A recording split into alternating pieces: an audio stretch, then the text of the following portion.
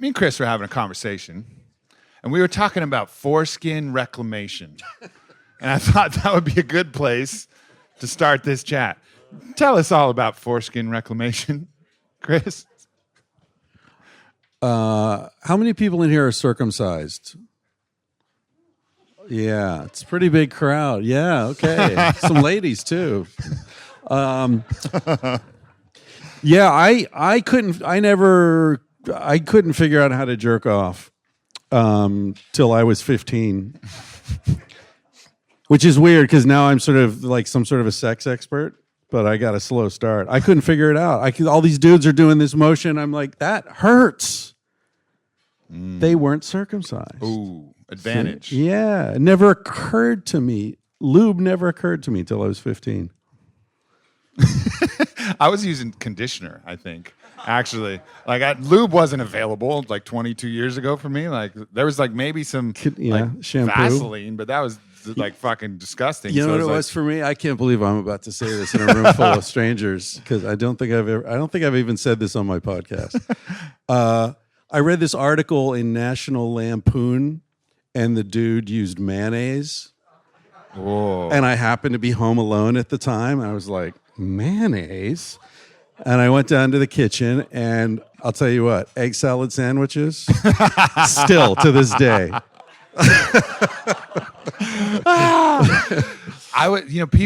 People use fucking everything because I was talking. So I had a homie who is a fighter. This was a bad idea.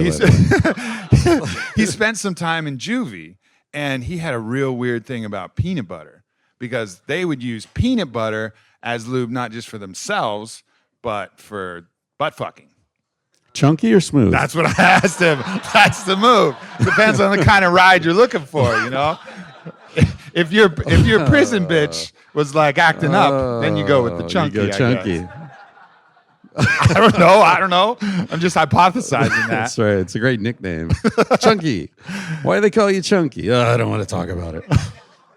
Yeah. But why? Let's move on. But why? But why are we? I think like Joe talks about this a bunch. Like, you know, it's like peanut butter butt fucking. No, but like circumcision. Oh yeah. It's still like so I got circumcised late. I got circumcised when I was like 4.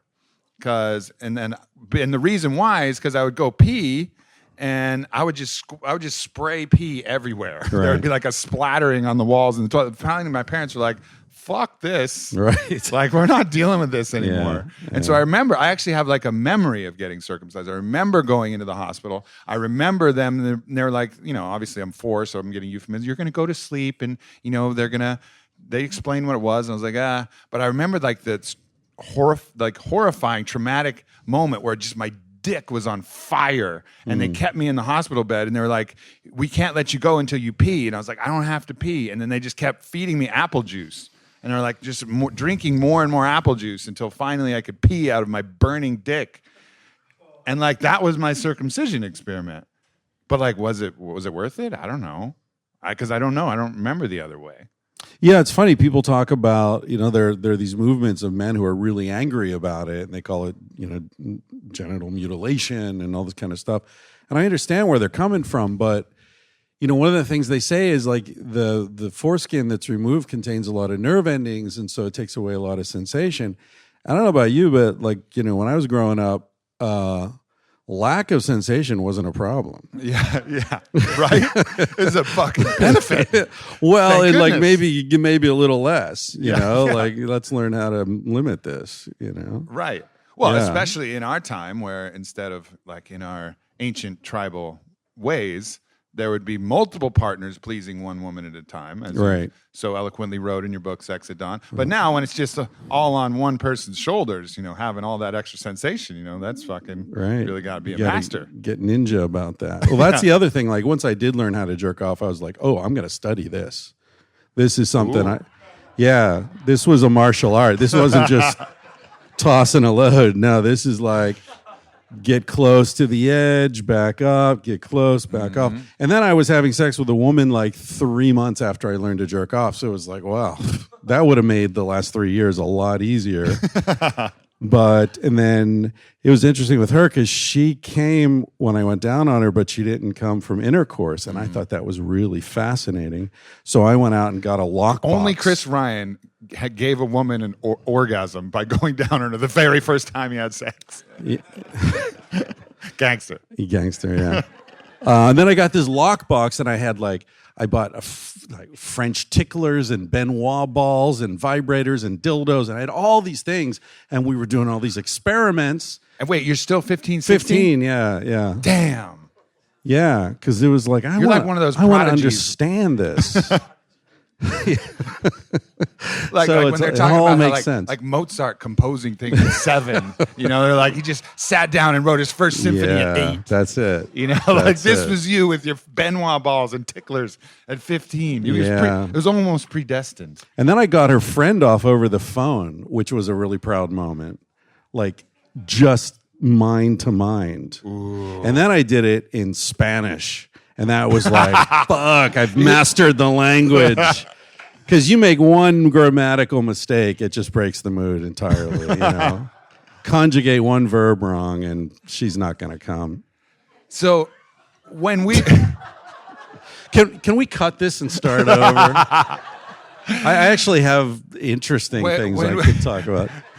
When we talk, though, like there'll be little things, and we won't share them, but there'll be little things that slip out, and little things you'll share, and it really will illuminate me about the importance of using the mind as a sex organ. And like you got the ticklers and the Benoit balls and all the physical things and all the things that you can do and the stroke patterns and all that. Yeah.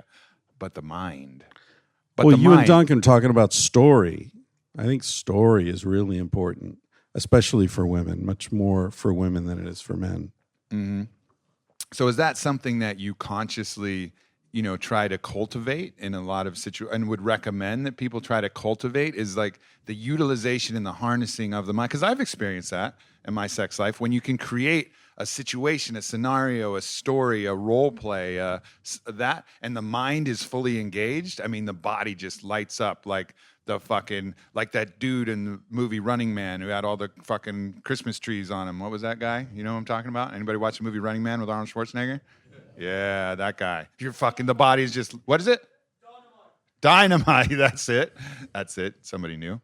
But like the body like fucking lights up and responds when that brain gets switched that right way. Yeah, I think the bodies, in sex, bodies are just bridges between minds, really. Mm-hmm. I think a mistake that a lot of men make is that they think about sex in terms of bodies. And I think a lot of women are sort of waiting to meet a guy who doesn't. And then when they do, then things can really open up. And the thing about the story is you sort of, it's almost like an astrological sign, like people have different erotic narratives that really work for them.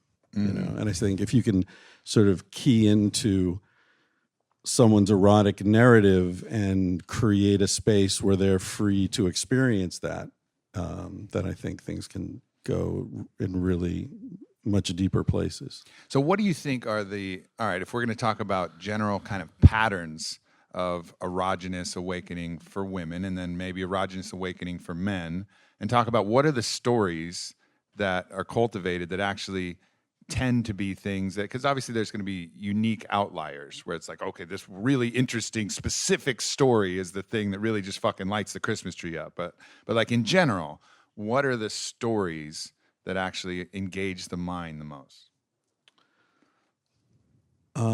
Well, I mean, obviously, as you just sort of laid out a caveat, there's spectrums and everyone's different. And I'm speaking from only personal experience, and I'm heterosexual, so I can really only talk about women and only in a very limited sense. But I think that a lot of, I think the narrative often centers around feeling safe enough to experience danger, if you know what I mean. Mm-hmm. Right? Like trusting that this dude would never, ever hurt me. And then within that sort of shelter, being free to play with fears and vulnerabilities and things like that. I don't want to talk anymore about this. Well, I also think there's a reaction to repression, right? Like one thing I've noticed is like, all right, if you're shamed for an overt sexuality, if you're a woman and you're shamed for your overt sexuality, then being with someone who embraces and celebrates and encourages that overt sexuality gives you that kind of Doctor Strange playground where you can go into that dimension where everything is safe and everything is cool and you can just let your fucking freak flag fly and it be celebrated completely. Right. You know, that is a really liberating and exciting experience. And that dude's not going to shame you later or that whatever's expressed here in this space doesn't carry over into dinner, you know, like, and he's not going to tell anybody. I mean, there's a lot of stuff. I often think, you know, because I've done all this research on sexuality across cultures, and it seems that in cultures that don't have hang-ups, that there really isn't kink. And so sometimes I wonder, like Duncan called me a shame exorcist years ago, and that sort of stuck. And I do spend a lot of time having conversations like this where it's like, fuck it, I'll talk about when I jerked off and mayonnaise, you know, try to like, who cares, right? You know? But then I also think like, well, if the work I'm doing and Dan Savage is doing and you're doing and lots of people are doing, removing shame, is that actually making sex less interesting for people? Like if we succeed in removing shame, then will sex just become sort of bland? Like what's the hottest sex anyone's ever had? I sort of imagine like a priest and a nun sneaking off into the woods. God is watching, but I just gotta have it, baby. Like that sounds pretty hot. Yeah, fucking Romeo and Juliet, right? Yeah. It's forbidden. Yeah. Well, you know, there's Jack Morin wrote a book called The Erotic Mind. It's sort of a classic in sexuality studies. And he says in that book that attraction plus an obstacle equals passion. And if you think Romeo and Juliet, think of any great love story. Whatever it is, there's that initial attraction, then there's this obstacle. Oh, you know, we're both married. She's married. You live on that coast. I live on this coast. Our parents don't want it to happen. You're different races. We're gay. We can't tell anyone. Whatever it is, there's this big obstacle, and that's what builds the passion. And what do we do in our relationships, right? We meet somebody. There's that passion. There's that attraction. We remove the obstacle when possible, move in together, get married, and then the passion dissipates, and we're like, what the fuck happened? This used to be so hot. Well, you just broke the fundamental rule of passion. You removed the obstacle.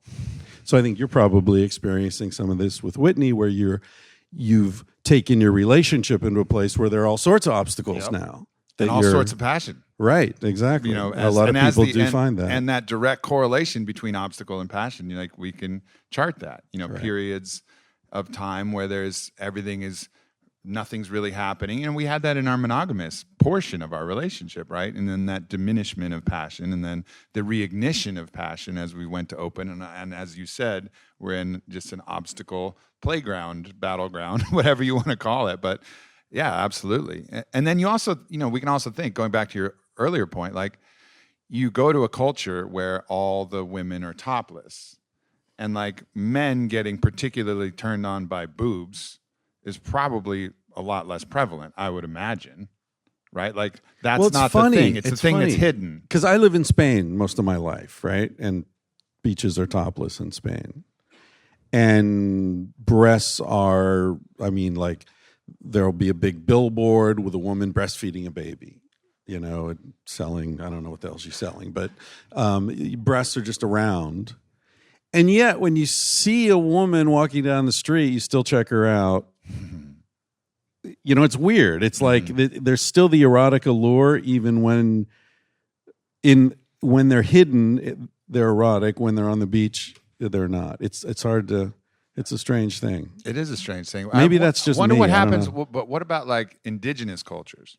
Where, because Spain, they're still mostly clothed, occasionally naked. It's still women, they're not considered erogenous in hunter-gatherer societies, for example. Right. Yeah, and then the places where people are even more clothed, then like strange things become erogenous. Ankles, like, ankles will be ooh, fucking ankles. Well, you know that bullshit. The Victorians put those little skirts around their tables because people would get turned on by the table legs. No. Yeah. It was indecent for even your damn table to show its angles. Yeah. So that is the interesting question. It's like, all right, we've arrived in this place where there's all these shame and all these taboos, but there's another way to look at it and be like, every compression creates a reaction. Every compression creates a bounce. So you can actually enjoy even where we're at, even though we can recognize, like, yeah, it's fucked up that people get shamed for being bisexual or being kinky or being, that this is taboo or being open, whatever you want. But also, there's energy that comes from that can be enjoyed and embraced. Potentially, but I mean, we are two heterosexual white dudes talking about, people are being oppressed in ways that aren't fun. So let's acknowledge that, Truly. But yeah, there is this weird kind of thing where, like, well, if you pull away all the shame, I wonder what would be left. It's interesting. I think there was an interesting book I read, and it was like, I don't know, Encyclopedia of Kink or something like that. And I read this book, and they were talking about the different ways that they would explore taboos. And, you mentioned race. And one of the chapters, the author is Tristan Taormino, and she interviews someone who was a black woman, and she, was obviously, had experienced forms of racism, which she detested. But she got herself in a sexual scenario where someone played with race, and it was actually both revolting and highly erogenous at the same time. And it's interesting. And I'm not like endorsing this by any means. I have no fucking personal experience. This is from the book, but it was interesting hearing her recount this story of how it was appalling yet exciting, and it actually helped her release some of her trauma surrounding. I know that this story. Yeah, actually, that story. I think this, unless it's another woman, but that story was told on the Risk podcast. And they just released a book because I told a story on that. That's in the book, and I was reading it, and I came across her story. And it's funny because her story begins, she's watching Star Trek as a little girl, the original Star Trek. And there's this scene where Captain Kirk is on this planet, and there's this woman who's green. And she's like dancing, and these are like the sexiest women in the universe. And Captain Kirk is like, you know what? We'll get back to the meeting later. First, I'm going to go fuck this green woman. And she was watching that, and she was like, I want to be the green woman. And that was like my first experience. I want to be that green woman. And that's how she begins the story. And it's so crazy because I remember I was like 8 years old when I saw that. And I was like, I want to be Captain Kirk. It was a formative moment for both of us. Yeah, that's... There's so many things that I think can be like sex is such an important part of our life, but with the lid of shame on it, like the full exploration and fruition of what it could be and how it could be utilized. Like there's practitioners here of like the high form of white tantra, which is sexually involved, but it's mostly about breathing and connection and involves some sex. And then, the Kundalini practices that you can layer in. And then there's the power exchange practices, which are, heavier, but it's like the bass of the song. And then there's like the treble of the song, and there's this whole expression that I think we really limit ourselves from experiencing based on what we think about ourselves or what we think society will think about ourselves and what we think we should do, rather than just saying like, all right, well, let's listen to the fucking rap songs, the dubstep, the concertos, the, Native American flute songs. Let's listen to all the songs and like see what kind of music we like, see what our palate, enjoys. Yep. Yep. I'm down with that. Yeah. I'm sorry, by the way, if I look disheveled. I've been wearing these clothes for the last 4 days because my house is inaccessible because of the fires. So I'm like living out of my van, and it's you and Duncan talking about some deep stuff. I was thinking this is a very interesting moment for me to be here with you, not knowing if my house is burned down or not. It's kind of cool. And I was talking with my buddy Kyle over there last night, and he said, I really hope your house didn't burn down. I'm like, I kind of hope it did, because I'm like more covetous of the story than of my stuff. Like I want to be able to say, yeah, my house burned down. Back when I was living in LA. I think you're someone who's lived a life of practice, and we talked about again, like putting yourself in situations where you practice releasing worldly things, right? I mean, like you've been in enough situations where if you had to live in your, which is a dope van, by the way, but And I got the van. yeah, you're good. So if you had to good. live in that, you would be really actually more comfortable than 99% of people who had that situation happen, because you've put yourself in situations, traveling, doing stuff, releasing things, being minimalist when you need to, being eccentric when you need to, but you've practiced that art of releasing your attachment to these physical things. So yeah, it's funny how you call it practicing the art. That's a nice way to put it.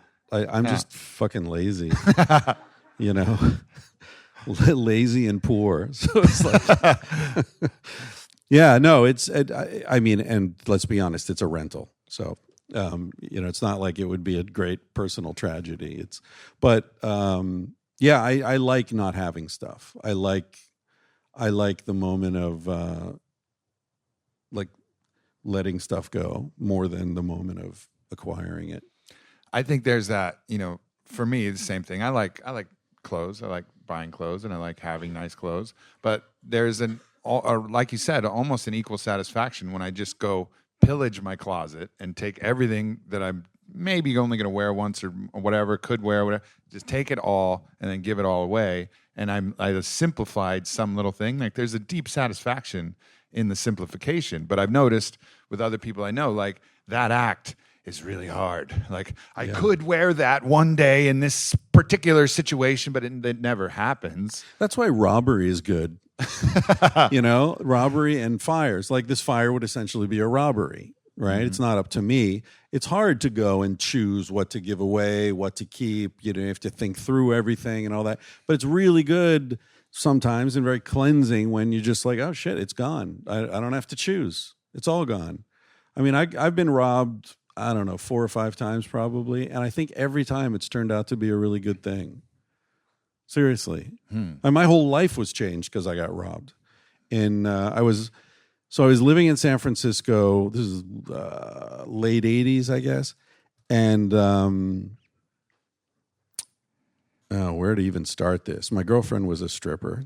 I could go into that. But anyway, it was that wasn't working out. So I decided I was going to go. I got a TEFL certificate, teaching English as a foreign language. And my plan was, probably nobody in this room is even old enough to remember this, but An Young Sung Shi had just won the Nobel Peace Prize. She was the protester. Now she's the leader of what was Burma and is now called Myanmar.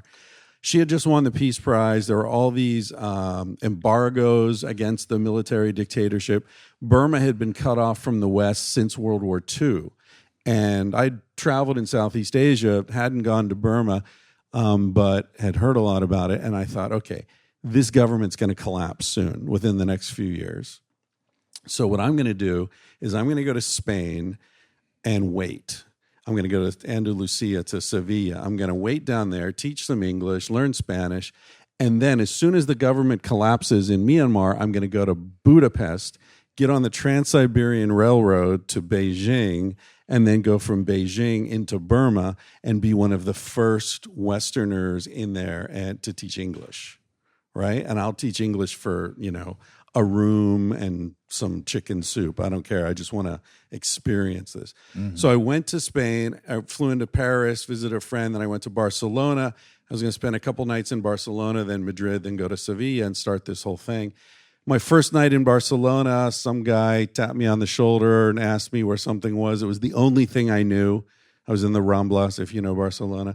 And while I was pointing him to the statue of Christopher Columbus down there, some other guy stole my bag. And it had my passport and some stuff in it. And so while I was waiting for the new passport, I met some people and they showed me around the city, and somebody offered me a job and somebody else offered me a place to stay. I met some cool women. I really liked Barcelona. And I thought, well, I'll stay here for a couple of months.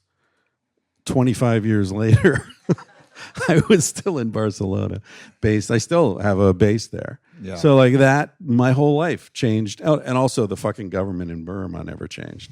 So I couldn't go there anyway. So you never know whether something's positive or negative until years later, even something that seems obviously negative.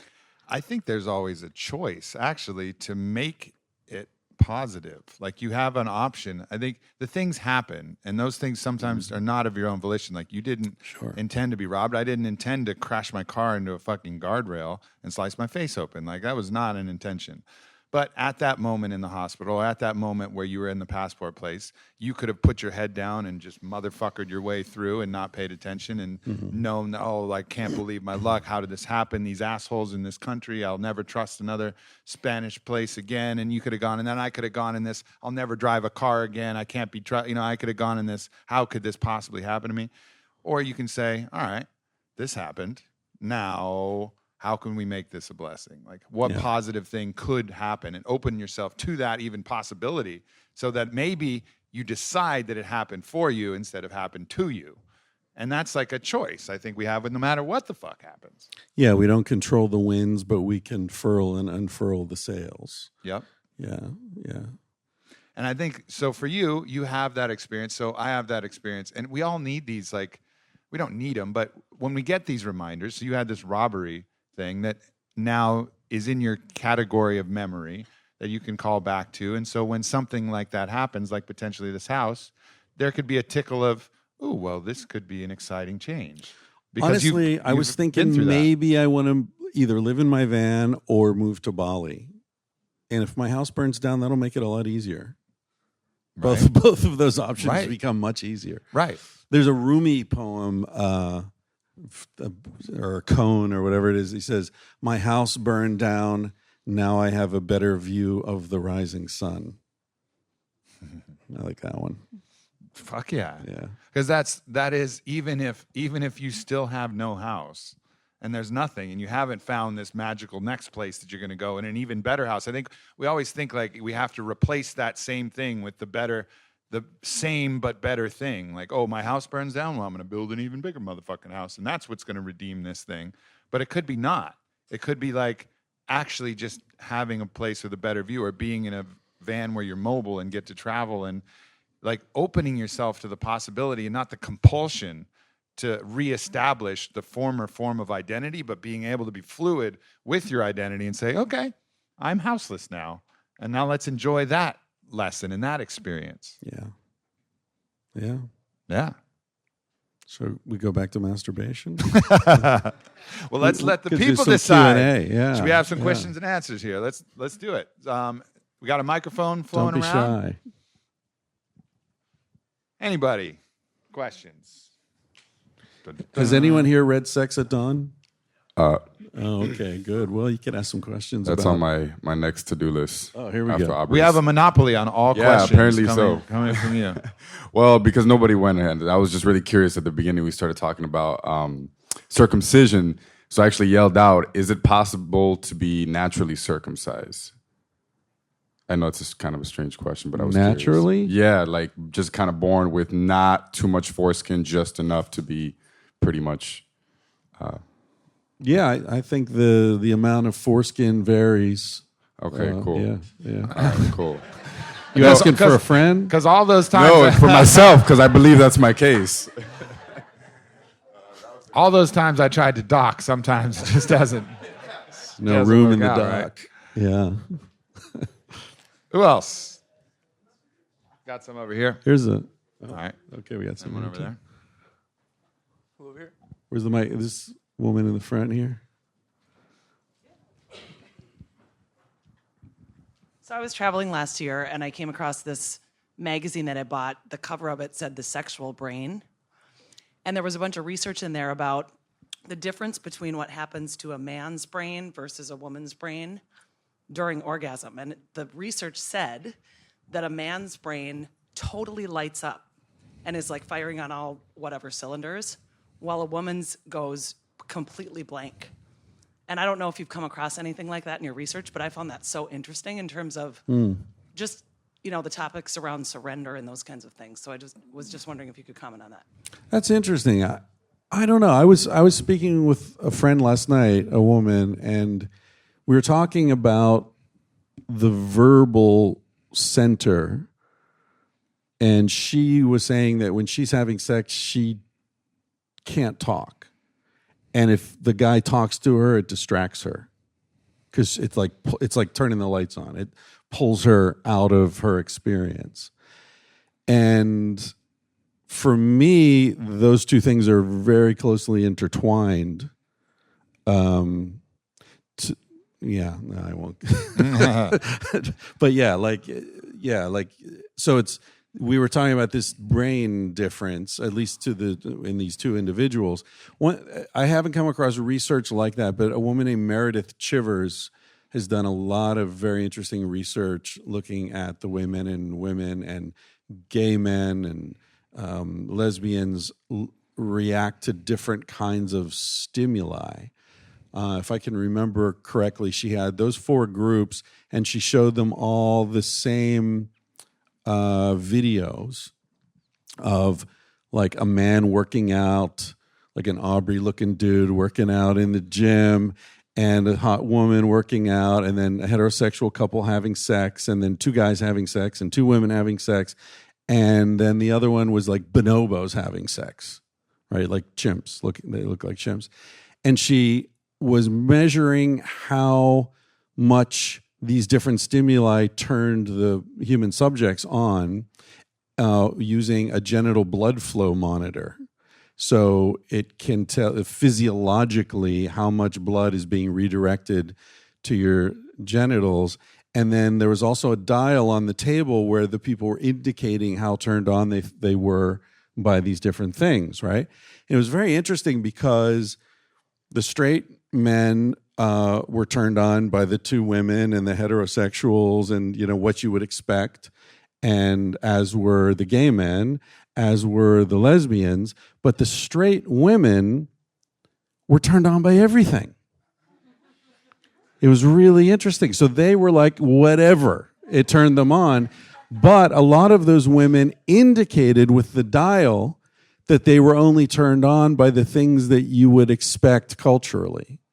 So for a lot of the straight women, there seems to have been like maybe a miscommunication within themselves, like maybe they weren't really aware of what was turning them on, or maybe they just didn't want to admit it, with the dial. So that's open to different interpretations.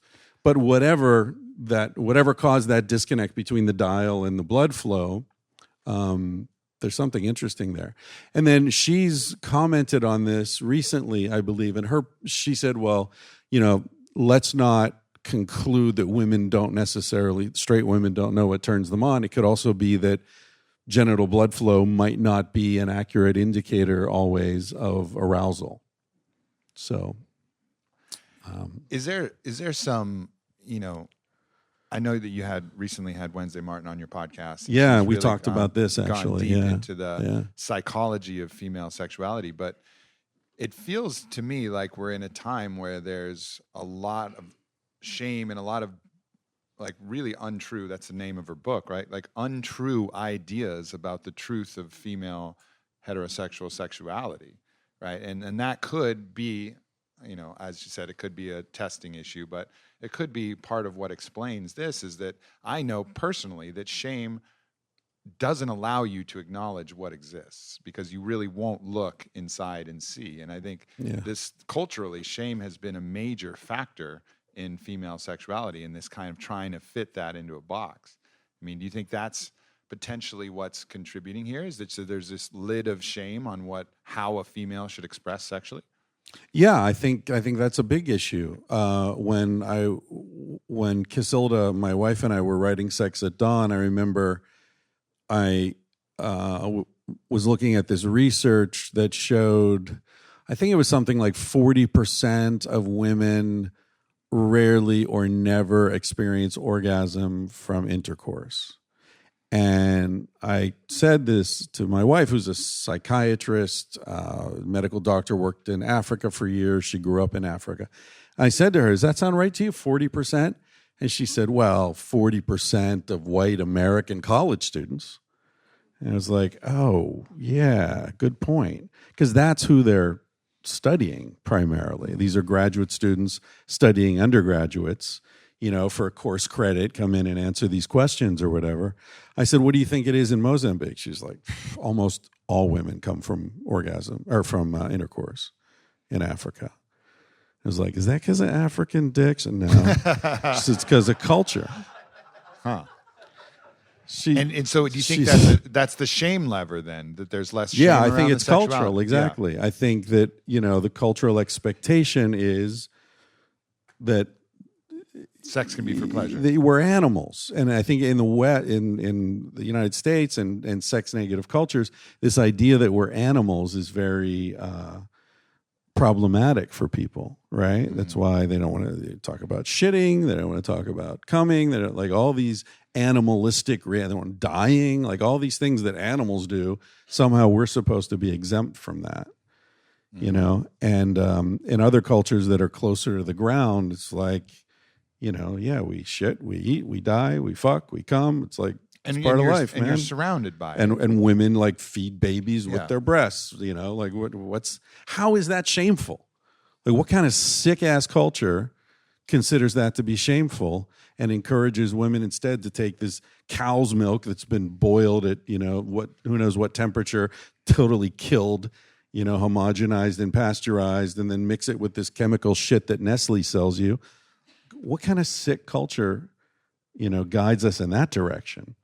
So, yeah, I don't know what the hell I was talking about there. Well, but that's the interesting time that we live in, and I think as we will look back at these times, and we'll look back at some of the things that become obvious, like racism, like these, rights that different groups have, and like gay marriage, and like all of these, and we'll look at, wow, look at the education that we had around sexuality. Look at the shame that was present around sexuality. Look at the expectations and all of this, and we'll be like, whoa, those were the dark ages of sexuality in here in the States. Yeah, and a big part of what we're trying to do in Sex at Dawn also was to show how science gets enlisted in this political attack on human sexuality. And sometimes I'll read online, I have like news alerts set up, and sometimes I'll see someone say, oh, that book's been totally debunked.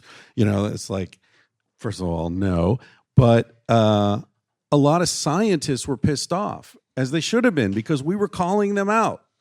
We're saying like, okay, you guys do your research on undergraduate American women. They're 18 to 22 years of age. Most of them are upper class. Otherwise, they couldn't afford to go to college. And you're asking them questions like, what is the ideal number of sexual partners to have in a lifetime? And they're saying 3 to 5. And you're saying women prefer to have 3 to 5 sexual partners in a lifetime. And we're going, what? Have you asked a 40-year-old woman? Right? Have you asked a Brazilian woman? I mean, give me a fucking break with this stuff. It's ridiculous. Selection bias. Or like one of the biggest studies and the most cited studies is these guys in Florida. They had an attractive woman walking up to men on campus and saying, hi, I've seen you around campus, and I'd love to have sex with you. Are you free now? And almost all the guys said, yeah. And if they weren't, they're like, I'm meeting my mother for lunch. Can I get a rain check? And a guy would walk up to the women on campus and say, hi, I've seen you around on campus. I'd love to have sex with you. Are you free? And the women all said no. So the conclusion is women don't like sex. Right? Where's the context? Where's the danger? Where's the shame? Who the fuck is this guy? Where's the frequency of rape that women are taking into consideration, and disease and pregnancy? This doesn't demonstrate that women don't like sex. And yet you read mainstream sexual science, that same study, Hatfield and somebody, is trotted out thousands of times. It's one of the most cited studies to prove that point, that women don't like sex. And I think now finally science, just like the same with the psychedelic revolution, right? It was like, this is going to destroy your brain and it's going to eat it up and blah, blah, blah. And then people actually start doing good science and actually taking things into consideration like that. Like the first MDMA studies, they were actually testing a different methamphetamine. Right. They were testing meth. And then they were like, whoops, they came out like 8 years later, like, oh, that actually wasn't MDMA. That was meth. And meanwhile, everybody in the world that made every news story, and they're like, holes in the brain. Well, yeah, but the retraction made like the smallest fine print of that. And so we have to be wary of that. But over time, and with the internet and with people like actually asking these questions, having these discussions, the field of science advances, and then there's more open-mindedness. And as the scientists get open-minded, they make better tests, and they make better things. It's not that science is inherently the problem. It just needs to be opened to the right way to actually show and demonstrate the truth. Yeah. It's very complicated, though, because I don't want to add fuel to the fake news, everything is bullshit fire. But the more deeply I study science, the more I've seen how it is primarily political, secondarily scientific. So if you're looking at pharmaceutical research, for example, all the research showing that this substance has no effect is thrown in the trash. It's never published. Mm-hmm. And one study out of 10 that shows it has some minor effect on whatever blood flow or whatever it is they're trying to do, that's the one that gets presented to the FDA. That's the one that gets the approval. All these other studies, which are funded by the company trying to get the damn thing, are abandoned. That's not science. All negative results should be presented along with whatever positive results. Yeah. So, stuff like that, it's very difficult because I do think science is a very important way of looking at the universe, but it's presented as a flawless sort of the only viable path to the truth. And I think the general public tends to believe that because, well, the scientific method works and, it gave us airplanes and, whatever. Heart stents, which after 20 years of use have been found to have absolutely no positive effect. Mm-hmm. You know that? Heart stents. My father had 2 of them at, God knows what cost and risk. So I'm a science skeptic. I'm very, very wary of, scientific proclamations. And, I was in the world of drug research and psychedelics and all that. I remember that study you're talking about. Fuck, I remember when they said LSD breaks your chromosomes. Bullshit. Total bullshit. Yeah. Some guy had put a bunch of DNA in a Petri dish and dripped some liquid LSD on it, and 24 hours later, he looked at it, and some of the DNA strands were broken. So he published in Nature, one of the premier scientific journals of the world, that DNA or LSD breaks chromosomes. Well, 10 years later, somebody dripped distilled water on DNA in a Petri dish and checked 24 hours later, they were broken. Anything just sitting in a goddamn Petri dish for 24 hours breaks the DNA strands. That wasn't good science. That was bullshit. Yeah. So much of that stuff is just propaganda. Yeah, I think you always have to look at all the sides. And I think as people are, and again, science comes back to reclaim the truth ultimately. But I think part of the problem, as you said, is we've put this up on this pedestal that's almost like it almost becomes religion. And it becomes the religion for most people, where they'll discard everything that doesn't have the exact PubMed link that says the exact thing, but there's a paucity of the actual research that exists, and eventually, inevitably, hopefully, will all exist. But we have to understand that science is constantly advancing. I mean, the person who first discovered that ulcers were caused by H. pylori, like he was being just shunned from every scientific conference in the entire world. And he was going crazy. He's like, I'm telling you this happens, until finally he was like, fuck it. I'm going to take H. pylori and you're going to see the ulcers in my own stomach and you'll stop giving me shit for this. He drank it on stage. He drank it. Yeah. And then fucking his stomach erupted in the ulcers. Like the pressure to conform to the political, social norms, the things that support what we want to know, is extremely high. And I think that's exactly the point that you're making. And I think when you look at the breadth of what exists, you have to recognize that bias. So anytime you read anything about sexuality in particular, or differences between men and women and all that, there's a lot of political pressure there. No doubt. Yeah, Darwin has been totally co-opted. This idea of survival of the fittest. Darwin never even said that. He never used that phrase in his life. And the idea, it was very useful to the ruling class because they read Darwin and they're like, see, we're supposed to be rich.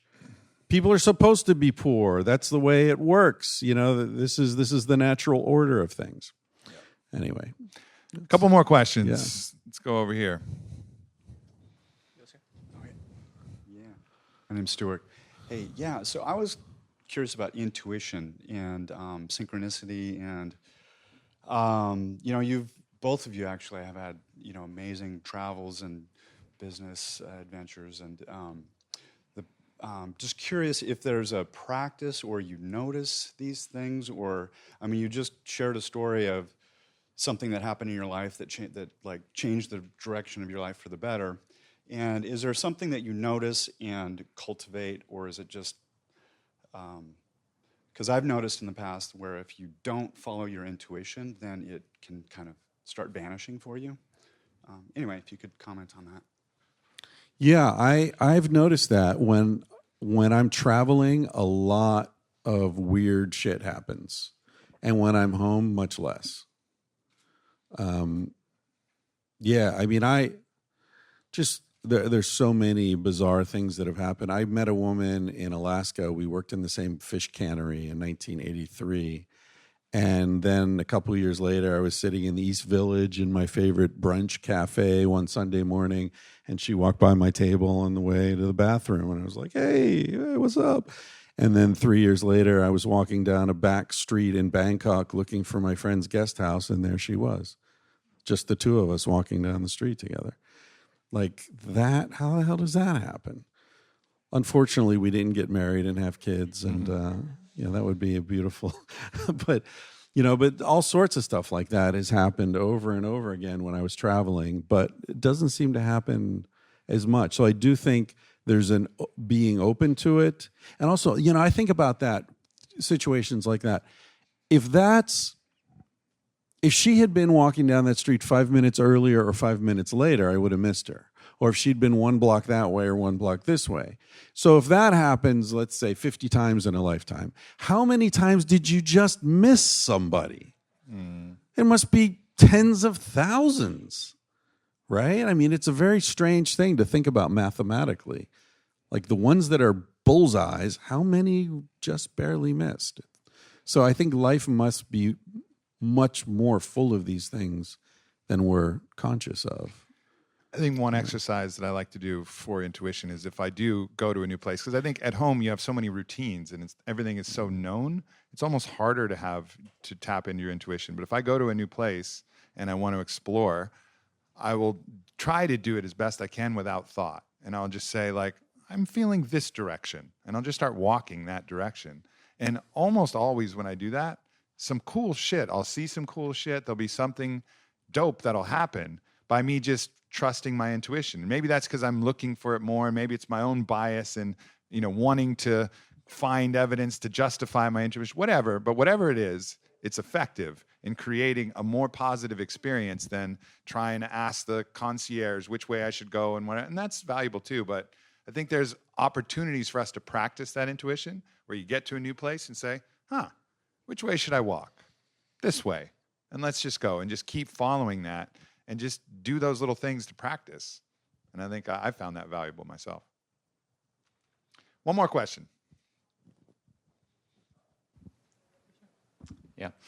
In Sex at Dawn, you say that humans have been monogamous for only 6% of the entire time that human beings have been in existence. So why did it change? Or when did it change and why did it change? Why did society accept monogamy?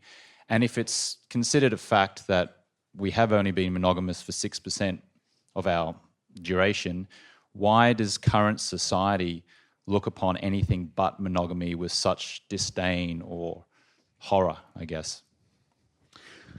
Yeah, our species, anatomically modern human beings, have been on the planet for around 300,000 years at this point. That's the latest research.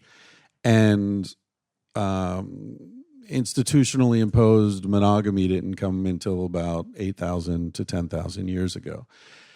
What we propose in Sex at Dawn, and we're not the first people to say this, is that sexual monogamy came with the agricultural revolution because that's the first time that our species owned anything.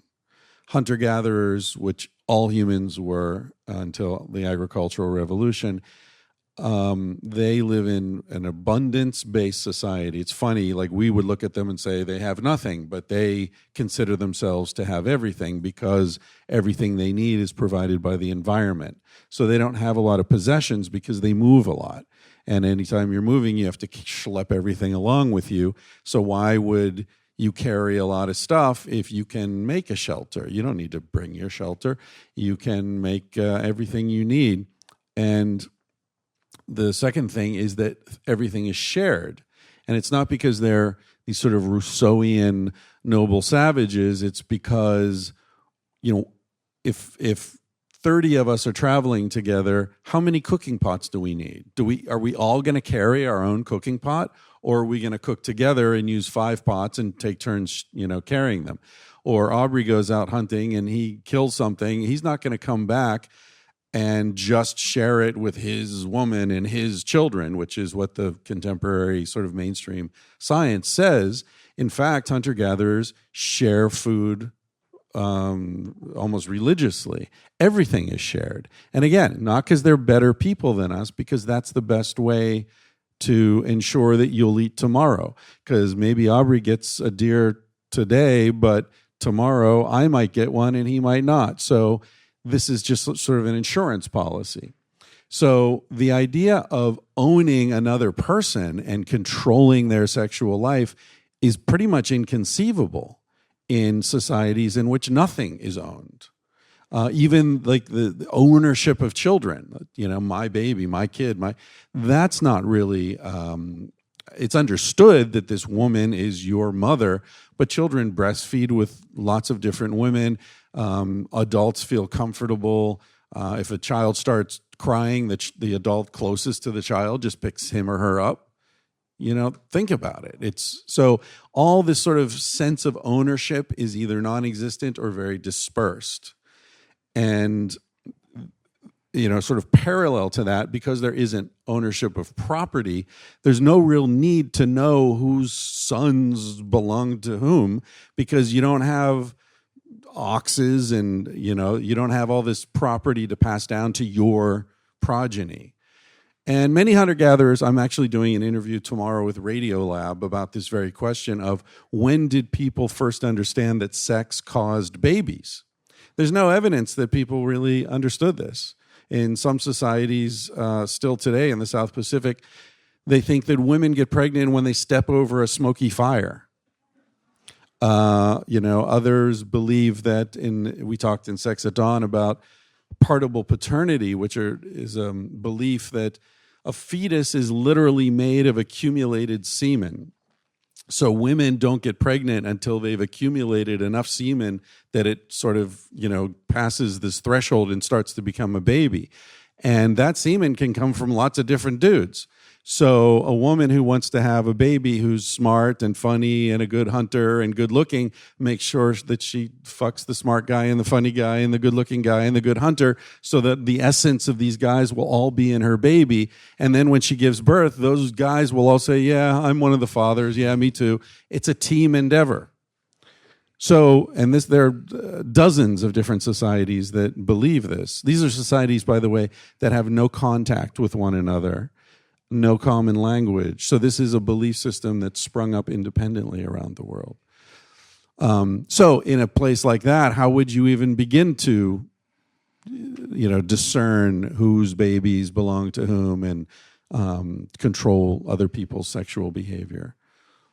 So, yeah, I think, the reason we do is all about property laws and all about scarcity. So, they have nothing and believe, and it's, and I cite these different studies that show anthropologists who talk about, Marshall Salins wrote this book called The Original Affluent Society, talking about hunter-gatherers, how they live in affluence. Because, like, if they have a bunch of food, they'll have a feast. And these missionaries who were with them are like, why don't you save some of this for tomorrow? And they're like, what are you talking about? We'll get some more tomorrow. Like, the world is a walk-in refrigerator, dude. Chill. Enjoy yourself. And then here we are, congratulating ourselves for all our wealth and richness, and we're running around acting like there's never enough. It's supreme irony of civilization. Beautiful. Thank you, my brother. Yeah. I appreciate you, my man. Give it up for Chris Ryan.